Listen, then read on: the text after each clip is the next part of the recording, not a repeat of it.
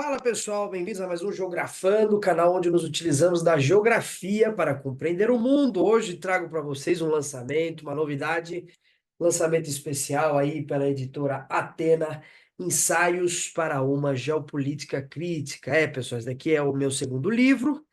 Meu primeiro livro foi lançado ano passado, né? Um livro falando sobre o Afeganistão. E de alguma forma, né, já no título do livro anterior, né, A Nova Geopolítica, né, então o título anterior, A Nova Geopolítica, o Afeganistão na Ordem Mundial e Regional, 1979-2021, já havia uma indicação, né, nesse termo utilizado, Nova Geopolítica, de que, de alguma forma, talvez estivéssemos propondo, né, algo, né, epistemologicamente novo.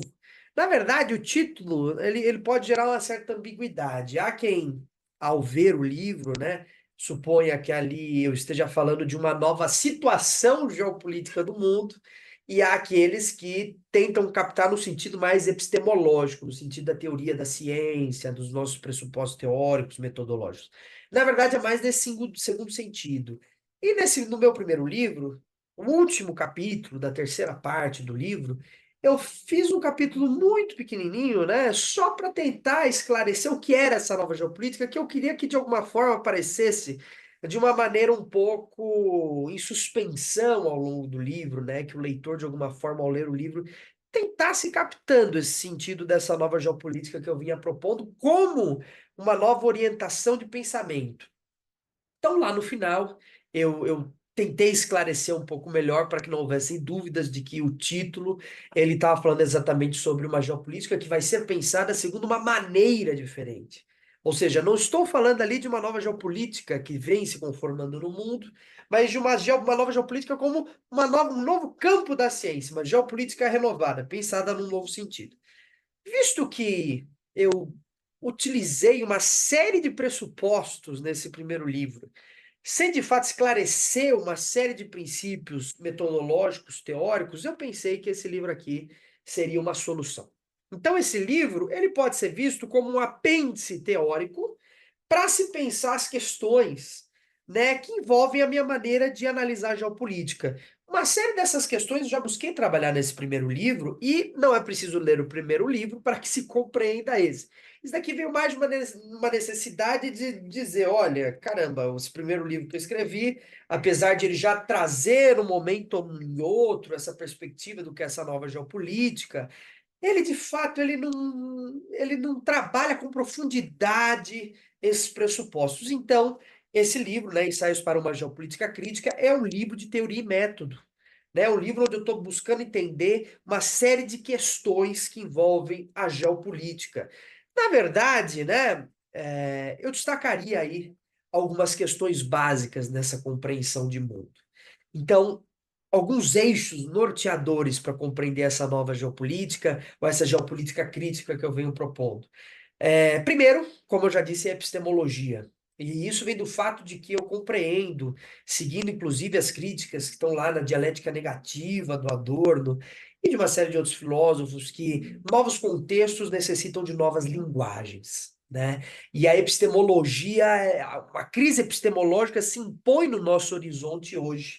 Uma crise do pensamento, das palavras que nós utilizamos. Então, o próprio sentido de geopolítica nesse meu livro, mais recente, vai ser trabalhado justamente com esse princípio epistemológico, né? O que é geopolítica no fundo e essa geopolítica crítica, o que que ela é no fundo, né? Então, essa questão epistemológica é um eixo fundamental dessa nova geopolítica.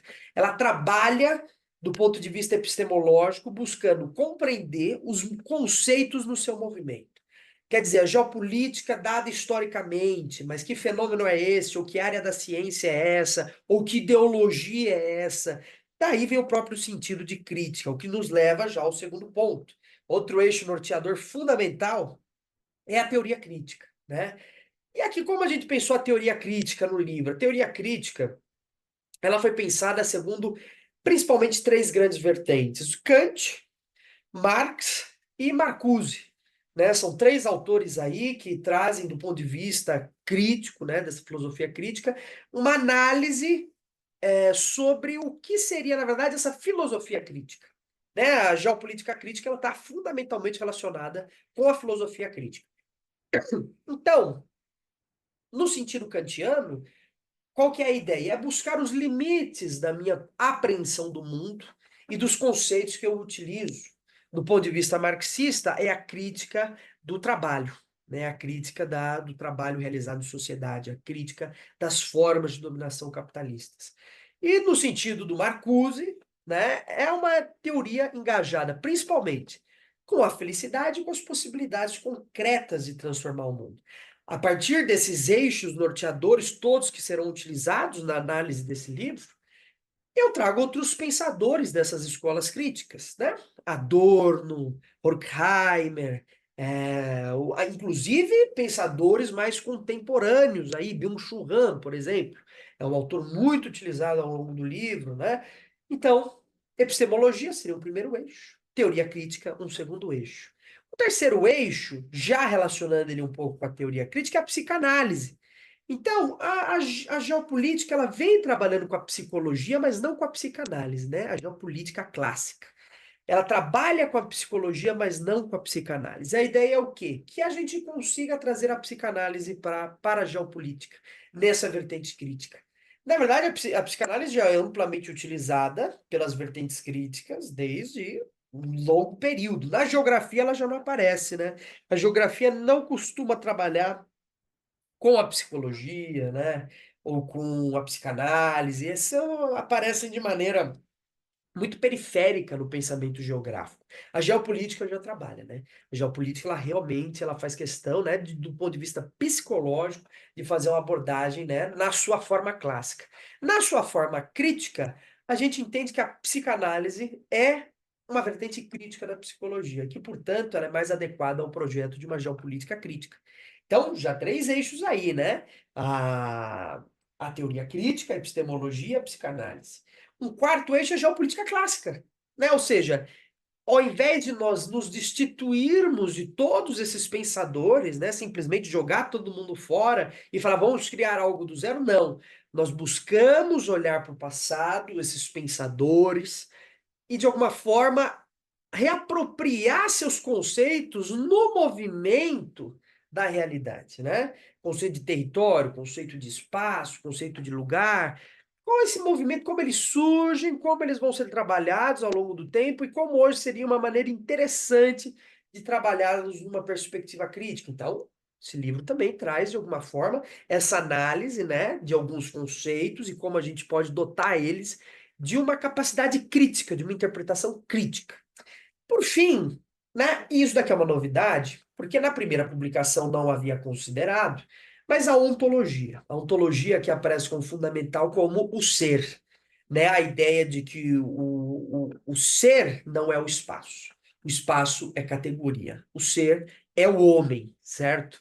Isso muda completamente as regras do jogo, nossa forma de analisar, porque agora nós estudamos um espaço que, sendo o espaço que é produzido por esse ser que é o homem, tudo que o atravessa em suas diversas dimensões tem como consequência a produção do espaço. Por isso, isso é fundamental, esse movimento é fundamental para que a gente seja capaz de fazer com que a psicanálise ganhe, né, um decisivo conteúdo crítico para compreender o espaço.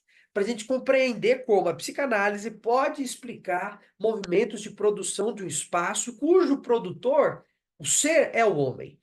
Isso tem uma série de implicações muito importantes, como, por exemplo, nós não precisamos nos preocupar imediatamente com aquilo que, unicamente, exclusivamente, imediatamente, com o que tem conteúdo espacial.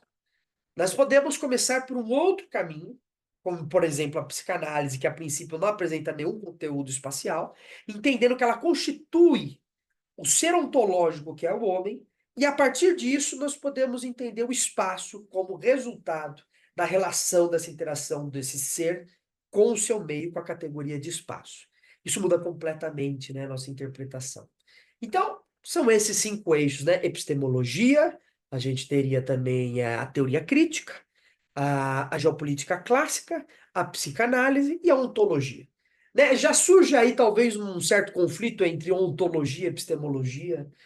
Quem já tem acesso lá à obra do Lukács, né, sobre ontologia, já viu que existem alguns, né, conflitos nesse sentido, mas acredito que seja possível fazer essa aproximação da maneira que foi feita nesse estudo inicial. De fato, é um estudo inicial porque essa geopolítica crítica, ela não está consolidada, né? Já existe uma vertente chamada geopolítica crítica, só que essa vertente, cuja maior parte dos autores vem do norte do mundo, de língua inglesa, né?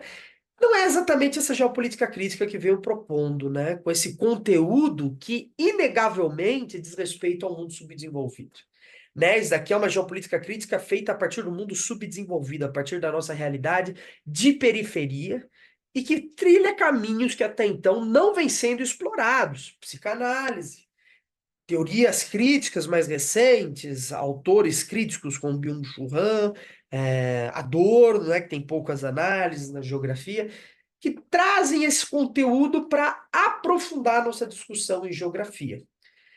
De fato, pessoal, nós vivemos um período de crise de pensamento muito grande. Eu estive presente aí nos últimos debates, lá na Faculdade de Filosofia, Letras e Ciências Humanas da USP, no Departamento de Geografia, onde um dos professores alegou que o nosso Departamento de Geografia é um dos mais criativos do mundo.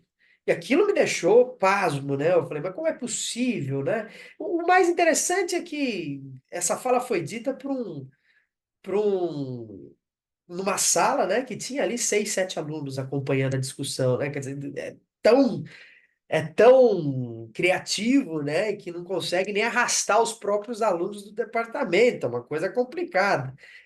E, de fato, a gente tem uma crise de criatividade muito grande. A geografia brasileira, ela está estagnada. A gente não foi capaz de continuar na linha dos outros grandes autores a construir o pensamento geográfico. Hoje a teoria crítica, né, ela já está presente aí com a psicanálise, com tudo. E a gente não, quer dizer, se o nosso movimento se chama geografia crítica, o mínimo que se espere, e é claro que esse nome geografia crítica veio da filosofia crítica, o mínimo que se espera é que as transformações no mundo da filosofia nos transformem também. A filosofia é a base, é o sustentáculo do pensamento geográfico.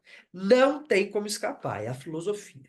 Tanto que eu defendo que, apesar da geografia às vezes se constituir para um viés científico, ela é fundamentalmente uma filosofia.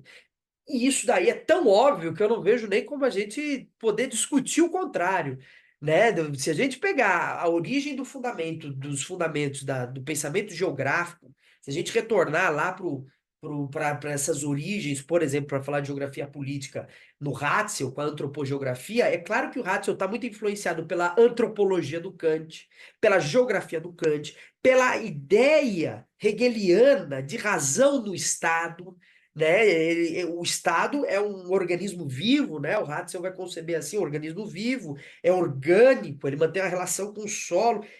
É muito óbvio que a geografia, em seu desenvolvimento, sempre ela é impactada pelo que é desenvolvido na filosofia. Nós mantemos talvez uma relação mais profunda com a filosofia que a maioria das áreas das ciências humanas, apesar de que todas mantêm algum nível de relação. Então, todo esse processo de transformação está acompanhando, de alguma forma, as transformações no mundo da filosofia. E a geografia crítica, que pretende ser herdeira dessa filosofia crítica, não acompanha, né? Enquanto Adorno, já lá no século XX, né, meados do século XX, está trabalhando com questões ali pertinentes à psicanálise, a gente nunca teve nem noção de uma aproximação entre geografia e psicanálise. O próprio Adorno não é utilizado nessa discussão, que já na filosofia, e eu sou um estudante da faculdade de filosofia, né? Depois da geografia fui estudar filosofia. A geografia não seguiu os passos, né, dessa teoria crítica. Na verdade, ficou no primeiro movimento da crítica marxista. Então, até hoje, a gente está muito preso em categorias que estão lá no Capital do Marx, que são importantes, mas que hoje sofreram uma transformação inegável num mundo, né? E isso é a própria ideia da dialética, é que o conceito ele se movimenta com a realidade do mundo. Essa ideia de que a gente tem um conceito, né? E o próprio Milton reconhecia isso, né? Um conceito de uma geografia geral que está lá, que é imutável. Isso daí não existe, né? A não ser que eu tenha uma geografia de uma perspectiva idealista, né? Que eu seja capaz de construir categorias universais, lógicas, que não faz sentido para a nossa proposta do conhecimento. Então, a ideia de escrita desse livro é dar uma contribuição muito inicial, né? Porque eu pretendo escrever outras coisas a esse respeito, para uma tentativa ainda muito pequena, um primeiro passo introdutório para dizer, olha, tem alguns pontos que a gente precisa aproximar. Tem algumas questões que a gente precisa colocar. E essa é a ideia, então, por trás da escrita. Ela é resultado, esse livro aqui, ele é resultado de um sentimento que eu percebo, que eu tenho, né? De que realmente a geografia está em crise. Você pode observar, né? Apesar de tudo que se diz, há uma falta de criatividade no pensamento geográfico e a gente precisa expandir as nossas possibilidades, fazendo uma discussão que seja realmente digna desse nome, que não seja uma discussão, por exemplo, quando eu vejo muito falar da geografia fenomenológica, e a gente vê ali na fenomenologia questões assim, erros básicos ou interpretações muito equivocadas, no nível de simplicidade, né, que é uma simplicidade ruim. Porque o simples nem sempre é ruim, né? Mas é uma simplicidade que é uma simplicidade que beira a ignorância. E a ignorância nesse sentido de ignorar mesmo. De que, olha, eu estou ignorando conceitos fundamentais, pensadores fundamentais. Eu estou fazendo de uma maneira talvez um pouco inadequada, né? Por exemplo, fenomenologia, por incrível que pareça, o que a gente vê na geografia, muitas vezes a ideia de que o fenomenológico se confunde com o fenômeno, não é? A gente nem entende como o fenômeno se relaciona com a essência da fenomenologia. E o que era para ser uma filosofia das essências, né, vira uma filosofia exclusivamente do fenômeno, que reproduz a perspectiva marxista, né, de fenômeno e substância, fenômeno e essência, né, como coisas separadas, divergentes. Tem que ser pensado como isso é trabalhado na fenomenologia. Esse é um exemplo, mas a gente poderia pegar vários outros exemplos de como nós precisamos de um debate mais sério, mais organizado, mais aprofundado. E a filosofia é o eixo norteador, não tem jeito. Como eu disse agora há pouco, a filosofia ela vai durante o tempo todo influenciar a história da geografia. São os movimentos que ocorrem no mundo da filosofia. Claro, outros mais, que ocorrem no mundo da geologia, por exemplo, também vai nos impactar, né? Mas são os movimentos, né? Tanto no interior da filosofia, quanto no interior dos próprios geógrafos, né? Que vão se relacionando com essas diversas teorias e que vão, mas principalmente se relacionando com a filosofia, né? Vão construindo novos saberes, novas perspectivas. Sem filosofia a gente não tem, na verdade, a base da construção de nada, a gente perde o nosso chão. Por isso a filosofia é tão fundamental. Então, muito bem, agora vamos dar uma olhada, né, de maneira mais sistemática em alguns capítulos do livro. Vamos lá. Então vamos lá. Então vamos dar uma olhada no sumário e vou comentar com vocês uma perspectiva geral de cada um dos capítulos que envolvem a nossa discussão.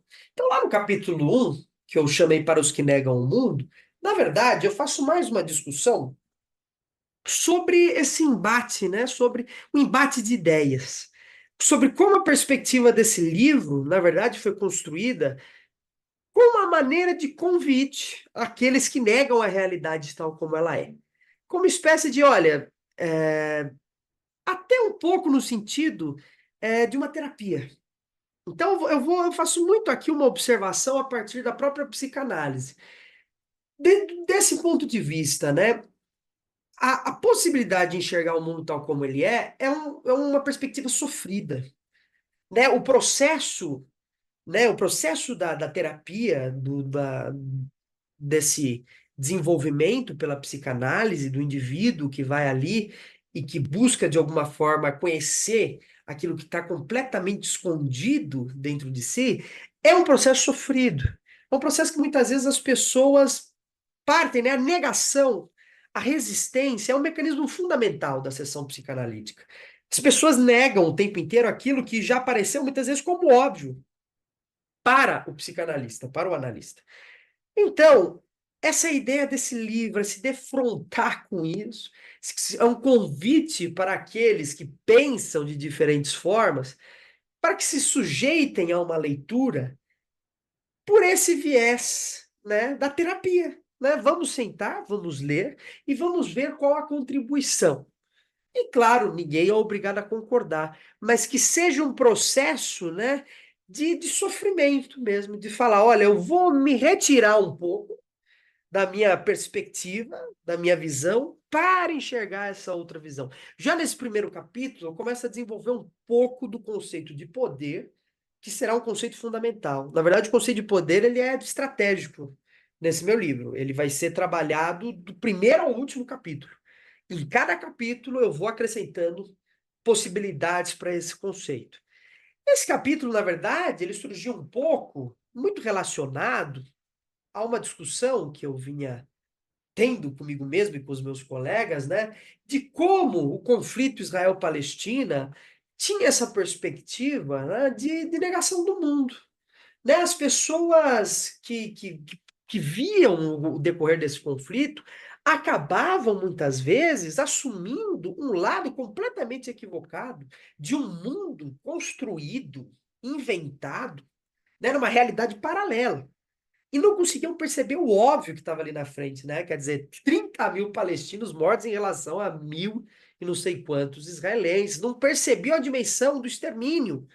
Então, foi muito relacionado, né? Esse livro foi escrito durante esse período, então tem essa carga daquela sensação inicial de que, olha, parece que há uma negação constante do mundo. E a teoria crítica, ela cumpre essa função. Eu vou lembrar vocês que o Milton Santos, ele dizia duas coisas muito marcantes, marcadas a respeito do que é um intelectual. Primeiro, ele dizia que o intelectual era aquele capaz de caminhar sozinho, de ter suas próprias ideias, que não se rendia a grupos, a pensamentos hegemônicos, que era capaz de construir criticamente seus pensamentos. Depois ele dizia que o intelectual serve para criar um desconforto.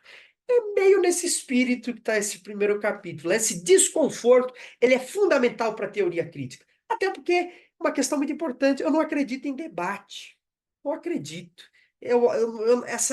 Essa visão de que eu posso conversar com uma outra pessoa e, pela argumentação racional, convencê-la de que ela adotou um princípio equivocado, eu não acredito nisso.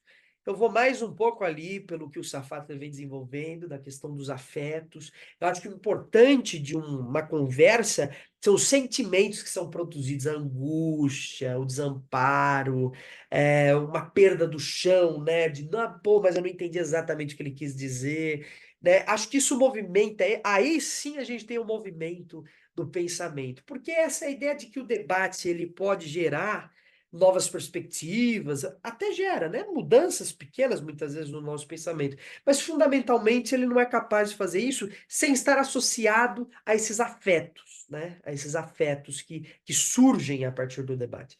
Né? Essa ideia é uma concepção idealista, né, de que o debate pode, pela autorreflexão de ideias, né, porque você desconsidera o contexto concreto da formação dos indivíduos, da sociedade, e acha que você, pela sua argumentação lógica, pode transformar o outro em uma outra coisa.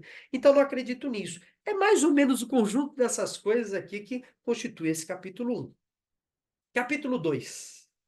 Alguém para se lembrar de Mackinder ou Spikeman, né? Quer dizer, o capítulo 2 ele vai justamente resgatar essa teoria crítica. Essa teoria crítica às luzes da geopolítica clássica. Como eu disse, a geopolítica clássica é fundamental para que nós possamos pensar os desenvolvimentos dessa nova geopolítica crítica. Então, aqui há até uma espécie de comparação entre esses dois autores, porque de alguma forma eu vejo que, quando observando para o passado e vendo a figura dos grandes geopolíticos, o único que me surge como verdadeiramente autêntico é o Mackinder. Autêntico em qual sentido? Com esse espírito de uma geopolítica que já tinha no Mackinder uma base crítica. Porque o Mackinder é um geopolítico muito singular na história da geopolítica, que é um cara que, por exemplo, está defendendo a independência da Índia. Ele era do Império Britânico. Um cara que, por exemplo, está defendendo uma maior participação dos países mais pobres e mais fracos na Liga das Nações. É um cara que foi altamente crítico do Tratado de Versalhes, que já previa o ressentimento alemão e essa possível condição para a produção de uma Segunda Guerra Mundial. Então é um cara que, é claro que o geopolítico está sempre muito relacionado com o poder, principalmente na geopolítica clássica, como a Mackinder não é diferente, ele era diplomata do Império Britânico, mas é um cara que, apesar de ser uma figura relacionada ao poder britânico, que tem uma participação ali no Estado, ele é capaz de ter um pensamento crítico que coloque, inclusive, contra a parede o seu próprio governo e que faça com que ele perceba todo o cosmos no qual o mundo está inserido, de modo que o telos do pensamento mackinderiano, ou seja, o objetivo, o caminho a ser trilhado, é um caminho onde o Estado Nacional não surge como fim absoluto, mas sim a possibilidade de convivência harmônica entre as nações. Não estou dizendo que está certo, não estou dizendo que isso é possível. Estou dizendo que, desse ponto de vista, Mackinder é um cara que eu considero um autêntico geopolítico, um verdadeiro. Os outros, né, se enveredaram mais para uma geopolítica, vamos dizer assim, enfadonha, para usar um termo do Yves Lacoste, uma geopolítica descritiva, né, e uma geopolítica perversa. Os outros, sim. Quais são esses outros? Nicholas Spykman, Kroll Schofer, Samuel Huntington, só para dizer o nome de alguns. Eu analiso vários outros aqui no livro. Que são caras que realmente tinham como princípio a hegemonia, a projeção hegemônica do poder dos seus estados, né? Essa dominação, né? Quer dizer, a sua produção acadêmica estava orientada na dominação, no auxílio, né? Como verdadeiros auxiliares do príncipe, que estão ali para ajudar o Estado Nacional a exercer sua hegemonia, sua dominação. O único que eu vejo, e aqui eu estou falando só desses que eu considerei no livro, né?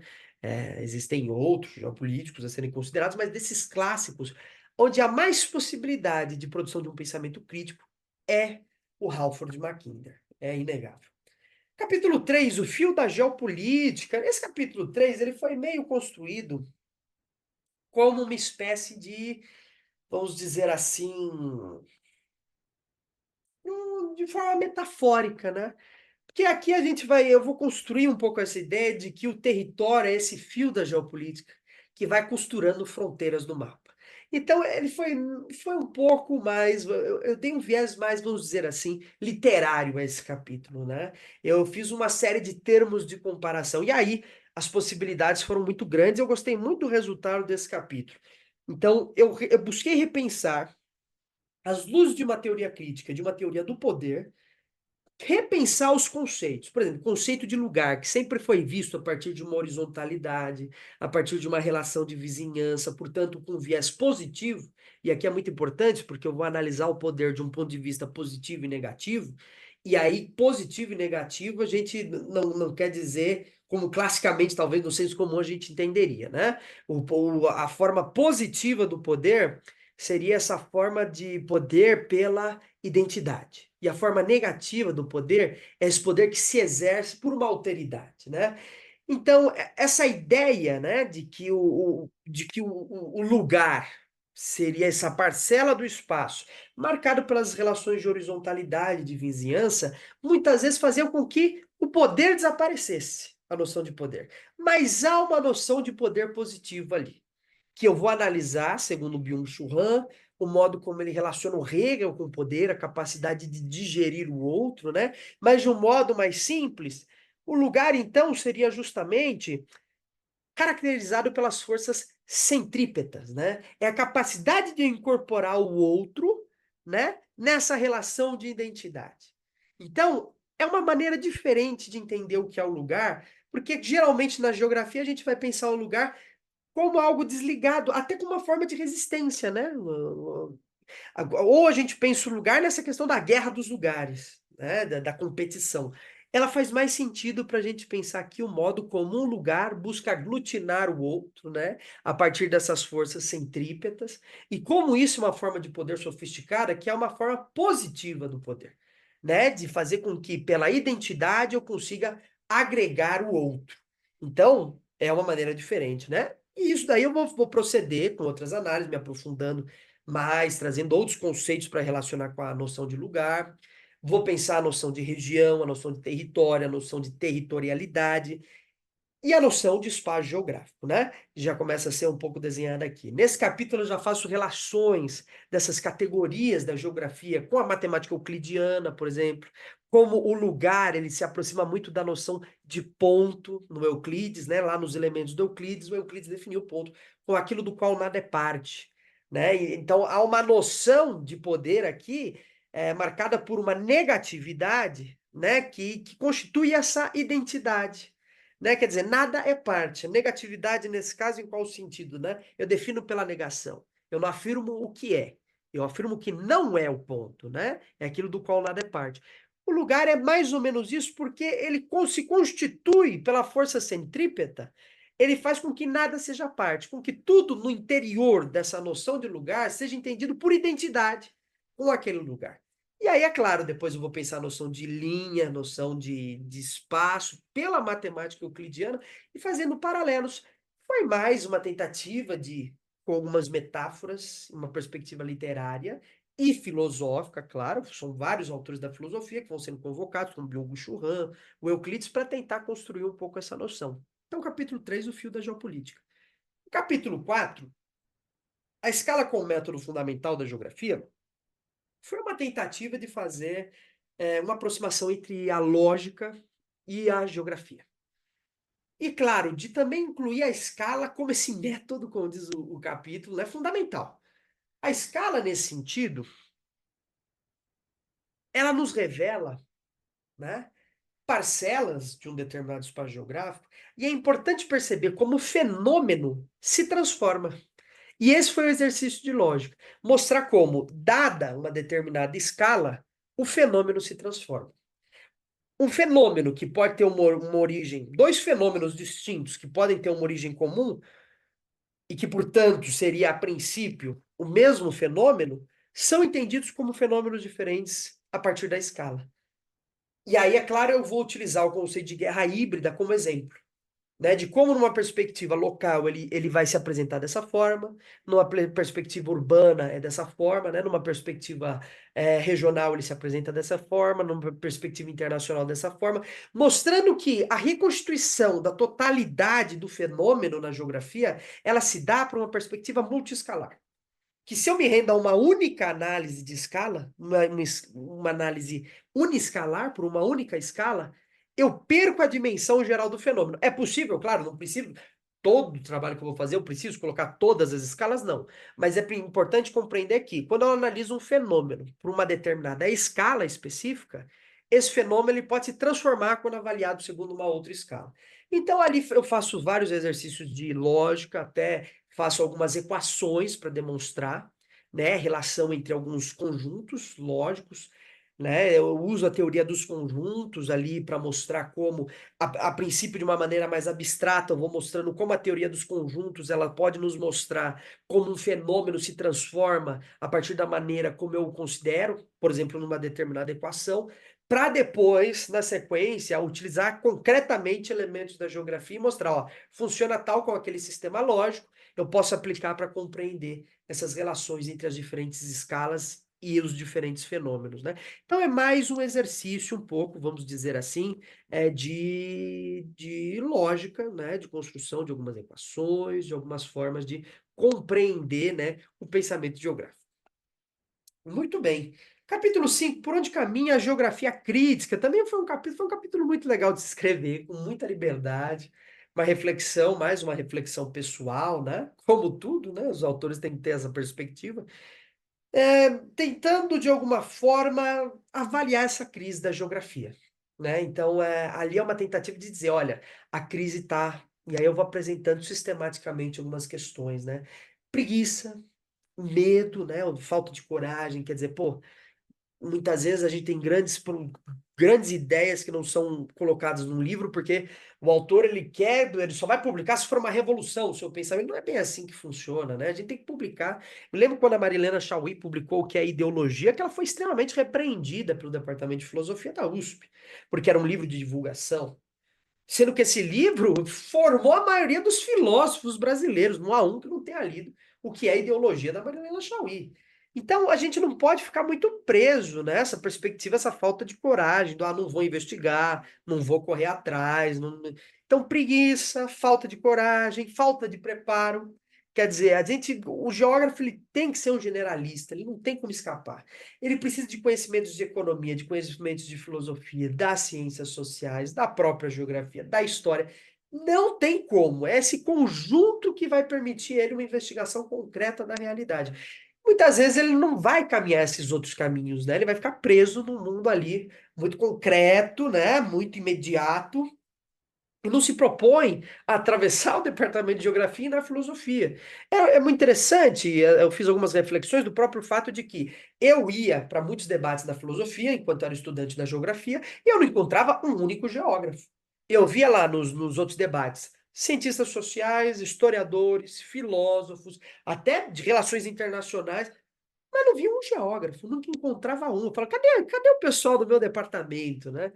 E é isso, a gente não atravessa o corredor para ir no departamento do lado e não estuda o que está sendo produzido lá. É preciso estudar o que está sendo produzido nos outros lugares. A gente precisa fazer um esforço de acompanhar essas discussões. Então, aqui é um panorama, né? Eu já faço aqui também uma discussão sobre essa questão de que a geografia é uma filosofia, né? E esse quadro, né, de sintomas dessa crise que, para mim, surge como algo muito evidente. Na sequência, o que é geopolítica? Aqui eu já começo a trabalhar questões epistemológicas, né?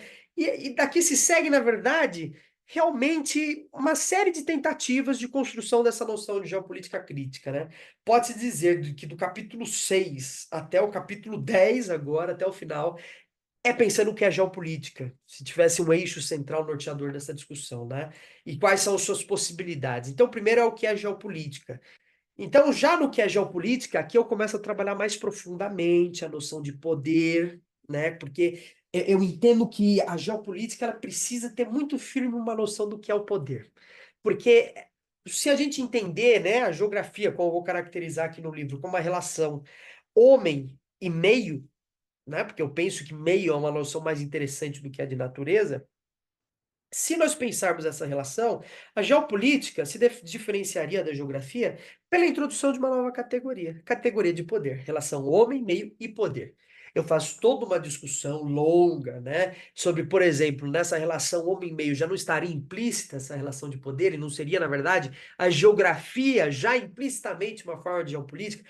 Há toda uma discussão passo a passo, onde eu vou tentando explicar como essa noção de poder ela se associa, por exemplo, com as técnicas, como essa noção de poder ela parece mais evidente em algumas técnicas do que outras, mas que é característico de toda a forma de produção do espaço, e como fundamentalmente a diferença entre geografia e geopolítica se daria, no fundo, pela sua teleologia, pelo seu objetivo, né? Enquanto a geopolítica ela tem uma praxis que se propõe uma intervenção, um projeto, a geografia não tem essa necessidade. Apesar de que na sua forma de geografia crítica ela vai um pouco nesse sentido. Mas enfim, é uma discussão muito longa e cheia de meandros para que a gente possa analisar agora ponto por ponto. O que é mais importante aqui? Que é uma primeira tentativa de definir o que é geopolítica e uma primeira tentativa de relacionar essa noção de geopolítica, uma noção de poder, e aqui já começamos a trilhar uma diferenciação entre geopolítica e geografia e entre geopolítica clássica e geopolítica crítica. Inclusive, aqui eu vou fazer um panorama histórico, recuperando formas dessa geopolítica. Então, a gente, por exemplo, eu vou dividir aí em três áreas da geopolítica, grandes áreas, né? A geopolítica clássica, essa geopolítica crítica e geopolíticas pós-modernas, né? Então, eu reconheço aqui a existência dessa noção de pós-modernidade. Ainda não tive a oportunidade de trabalhar extensamente essa questão da pós-modernidade, que é muito importante. Mas essa pós-modernidade ela seria caracterizada por uma perda de horizonte epistemológico, por uma renovação para além, né, para além da perspectiva marxista. É mais nesse sentido, né? Mas é claro que no texto eu vou construindo isso passo a passo, vocês vão ter a oportunidade de ler e entender melhor essa construção, né? Capítulo 7, Geografia, Geopolítica e Poder. Aqui eu começo mesmo a definir, olha, isso é geografia, isso é geopolítica. E é claro que a discussão não se esgotou aqui, como eu disse, é uma discussão mais preliminar, mas que já busca, por exemplo, questões fundamentais, como a questão da natureza. Então eu começo ali a pensar, a natureza, será que é uma relação homem-natureza? E começa a pensar, pô, mas se a gente pensa a questão homem-natureza e a questão da natureza segunda, será que não é mais interessante pensar a questão de meio? E daqui se segue uma ampla discussão sobre a relação entre meio e espaço geográfico. Então, de certa forma, eu coloco o meio, isso fica mais claro lendo o capítulo, né? Mas o meio seria a potência e o espaço geográfico seria o ato, né? Eles são dois momentos, né, de uma totalidade, dois momentos ali de movimentação dessa totalidade, né? Então, o meio, o espaço geográfico, ele é espaço geográfico e também sempre meio, porque ele é sempre a possibilidade de constituição de um novo espaço geográfico. Isso é muito importante, porque a gente começa a perceber que a base de produção do espaço geográfico é ele mesmo. Tem uma perspectiva estruturalista muito interessante aqui, né? A base de produção do espaço geográfico é ele mesmo. Ele, que entendido dessa forma, é meio, meio como possibilidade de atuação. E vamos lembrar que o conceito de meio é pouco explorado pela geografia, apesar de que aparece muito. A gente não deu uma conceitualização adequada para esse termo. Milton Santos usa lá meio técnico científico, meio natural, meio técnico científico informacional, mas ele não busca precisar exatamente essa noção de meio, né? Ele precisa o conjunto desse conceito. Então, seria importante precisar melhor essa questão do meio, entender sua relação, inclusive num eixo espaço-temporal, com a própria noção de espaço geográfico, né? Quer dizer, é um momento da totalidade que é o espaço geográfico, é o meio. Né? O espaço é tanto espaço geográfico, o espaço do homem é tanto espaço geográfico, como o meio por ser possibilidade da produção do novo, né? Então, o meio, ele vai ser tomado numa temporalidade, o espaço geográfico numa outra.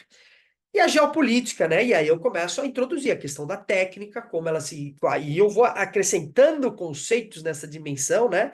Porque se eu falo com a relação entre homem e meio, como se dá essa relação?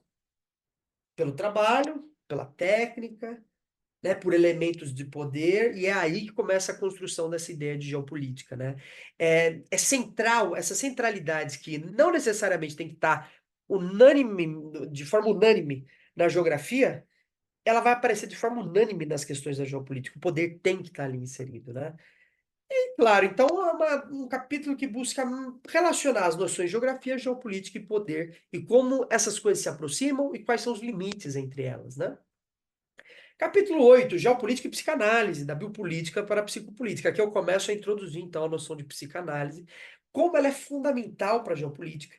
Eu resgato autores clássicos como Nicholas Spikeman e o modo como ele se apropriava da psicologia para entender, por exemplo, uma espécie de personalidade da nação, não é? Então, e aí a psicanálise ela é muito importante porque o estudo do sintoma das formas de sofrimento me revelam as formas de dominação. E o neoliberalismo é pensado, então, num contexto geopolítico que é produtor de sintomas. O neoliberalismo, ele produz sintomas psíquicos, né? Sintomas nesse sentido de mal-estar mesmo, né? E aí, é claro, a análise hoje desses sintomas é constituição fundamental para entender como o capitalismo, na sua forma neoliberal, se produz. E é muito importante para entender como a geopolítica se produz. E aí, é claro, então, eu vou construir toda essa passagem aqui do Byung-Chul Han, né? Essa ideia de como a sociedade passa da biopolítica para a psicopolítica de um ponto de vista espacial. Vou dizer, olha, do ponto de vista espacial, são essas as transformações. Eu faço até uma análise arquitetônica, né? Como no Foucault, né? Essa ideia de biopolítica do Foucault era muito aquela ideia baseada na torre central, né? Que vigia a torre de vigilância, né? E como isso se transforma no capitalismo neoliberal, a torre é internalizada no indivíduo. Por isso que hoje, sendo uma sociedade, não na biopolítica, mas da psicopolítica, entender os meandros, os caminhos do desenvolvimento psicológico, das mazelas, dos problemas que surgem dessa relação do homem com esse capitalismo neoliberal, é fundamental para entender as estratégias de dominação entre as potências. É claro, e aqui surge, né, uma análise muito legal, porque no final eu coloco aí uma tabela para a gente pensar um pouco essas aproximações. Então, eu faço uma tabela final, comparando como, no sentido clássico, a psicologia era apropriada pela geopolítica clássica, e como hoje, pela geopolítica crítica, ela é apropriada. Então, por exemplo, geopolítica clássica, isso daqui vai ser. Está na tabela, mas isso daqui é totalmente desenvolvido no texto. A tabela é uma espécie de resumo final, né?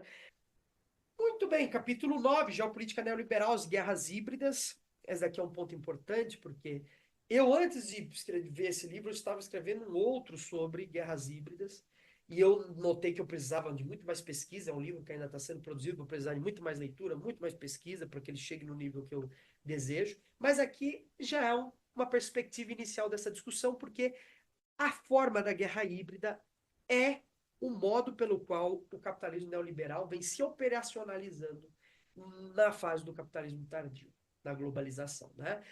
O neoliberalismo mantém uma relação íntima com a guerra híbrida. E aqui eu faço um amplo debate, porque isso daqui foi muito criticado no interior da esquerda, filósofos de grande nome, como Vladimir Safatli ou Jones Manuel, né, ergueram bandeiras contra esse conceito, e eu não sou, eu não sou daqueles que dispensam o conceito, né? Eu vejo que no cenário de debate nacional, a gente age de duas formas em relação a esse conceito. Ou o conceito está 100% certo e a gente abraça, ou o conceito está 100% errado e a gente descarta. Eu, numa perspectiva crítica, não sou nem uma coisa nem outra. Eu pego esse conceito para me apropriar criticamente e dotá-lo de novas perspectivas para operacionalizar esse conceito de uma maneira mais adequada. Então é mais ou menos isso que eu faço. Então, por isso mesmo que, e aí a gente volta lá na discussão de junho de 2013, sobre os movimentos que a gente teve no Brasil, por isso que eu reconheço que, ao mesmo tempo, foi um movimento orgânico e planejado. Isso é dialética, certo? Ele foi um movimento orgânico e, justamente por ser orgânico, ele foi planejado. Né? Então, é preciso ter pé no chão para analisar esse conceito. Então, por isso que aqui é uma tentativa de dizer, mas afinal de contas, quando a gente vê hoje a geopolítica no neoliberalismo, quais são as suas características? O auge dessas características é a guerra híbrida. Por quê? Porque é uma geopolítica da positividade. É uma geopolítica que vem pelo viés positivo. E isso é a forma máxima de dominação. Se constitui aos poucos com a forma mais aprimorada de dominação. É por isso que hoje a geopolítica atinge níveis, né, de construção e elaboração de projetos de dominação superiores, muito superiores ao que era no passado. Muito bem, o capítulo 10 é um capítulo curto, de algumas páginas, né, que é o telo geopolítico no sul global, geopolítica como possibilidade, que é já encaminhando um pouco essa discussão aí para o sentido que é esse sentido de ser latino-americano, esse sentido de viver no mundo subdesenvolvido, e como isso impacta a nossa forma de pensamento, e, portanto, ao viver essa realidade, qual que é o nosso telos? E aí a gente chega no ápice da discussão, uma espécie de conclusão, de que a geopolítica crítica ela é a possibilidade de construção concreta de projetos, inclusive no interior de partidos, de organizações sociais, que buscam delimitar as relações de poder no mundo, em diferentes ordens espaciais, porque uma questão fundamental que eu também construo no livro é que a geopolítica não pode ser mais pensada em nível global ou regional, ela pode ser pensada no nível da rua da nossa casa ou no nível do pensamento, ou seja, no interior de um único indivíduo é possível pensar a geopolítica.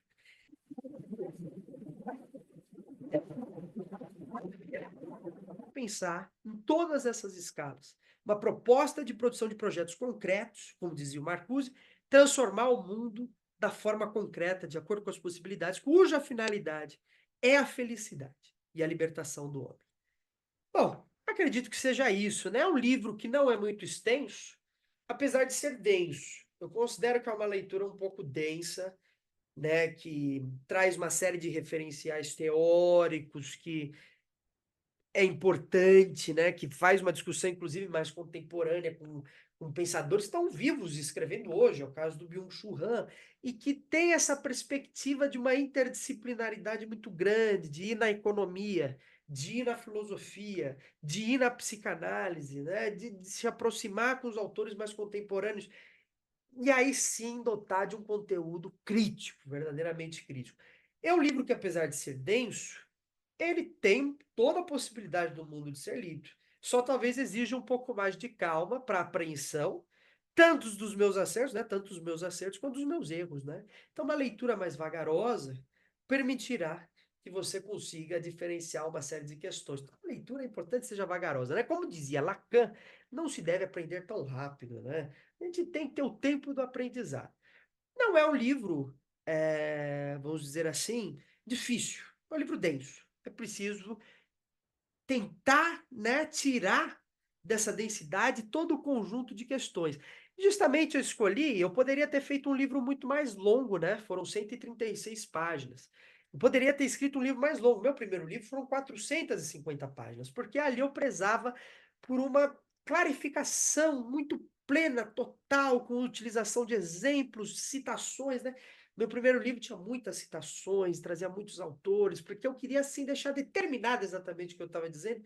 Esse segundo livro, eu comecei a ter uma perspectiva de que, olha, talvez uma coisa menor comunique melhor. Né? Eu não deixei em nenhum momento que essa pretensão de ser um livro mais curto afetasse a discussão. Ah, então não vou fazer essa discussão porque ele tem que ser curto. Isso não. Mas, de certa forma, por ser mais curto, ele fica mais denso, né? Mas, como eu disse, todas as possibilidades do mundo para ser lido, não é um livro difícil, é um livro que talvez exija mais atenção, apenas isso. E todos nós, como intelectuais engajados na nossa disciplina, no nosso pensamento, no nosso país, no nosso mundo, somos convocados, então, à sua leitura. Fica aí a sugestão, então, de leitura, ensaios para uma geopolítica crítica, aí meu lançamento, que eu espero, né, que muitos comprem, busquem ler. O link para compra tá aqui na descrição. E é isso. Boa leitura a todos. Aqueles que puderem ler e trazer algum comentário depois, se quiserem.